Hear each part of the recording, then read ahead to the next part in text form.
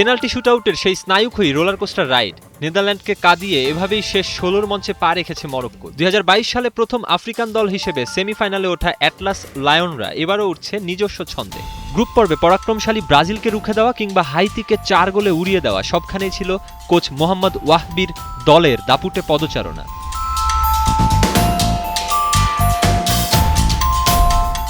তবে হিউস্টনের এই লড়াইয়ে তাদের প্রতিপক্ষ এমন এক দল যারা নিজেরাই ভাসছে প্রথমবার রাউন্ড অফ 16-এ ওঠার আনন্দে। জেসি মার্শের কানাডা কাতারকে ৬-০ গোলে ভাসিয়ে নিজেদের সামর্থ্যের প্রমাণ আগেই দিয়েছে।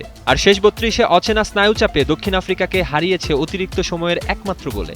পর্তুগালে বেড়ে ওঠা স্টিফেন ইউস্তাকিওর সেই জাদুকরী ফিনিশিংই বাঁচিয়ে রাখে স্বাগতিকদের স্বপ্ন।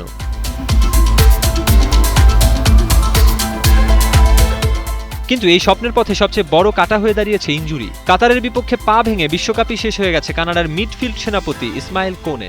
তবে স্বস্তির খবরও আছে, লড়াইয়ে ফিরছেন তাদের সবচেয়ে বড় অস্ত্র আলফোনসো ডেভিস। বায়ার্ন মিউনিখের এই লেফট ব্যাক বদলি হিসেবে নেমে নিজের ফিটনেস প্রমাণ করেছে আগেই।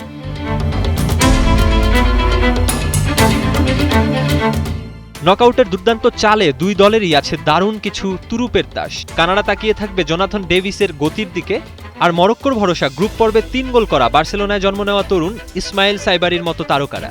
অতীত ইতিহাস ঘাটলে দেখা যায় কানাডা আজ পর্যন্ত কখনো মরক্কোকে হারাতে পারেনি। ৪ বারের দেখায় ৩ বারই হেসেছে আফ্রিকান সিংহরা, যার সব শেষটি ছিল কাতার বিশ্বকাপেই।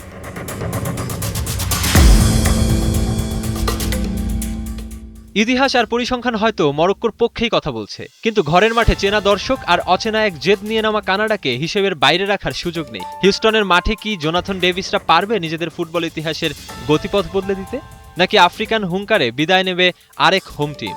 দেখা যাক মাঠের চিত্রনাট্যে কি লেখা হয়। মেহেদী হাসান সুমন, ৭১।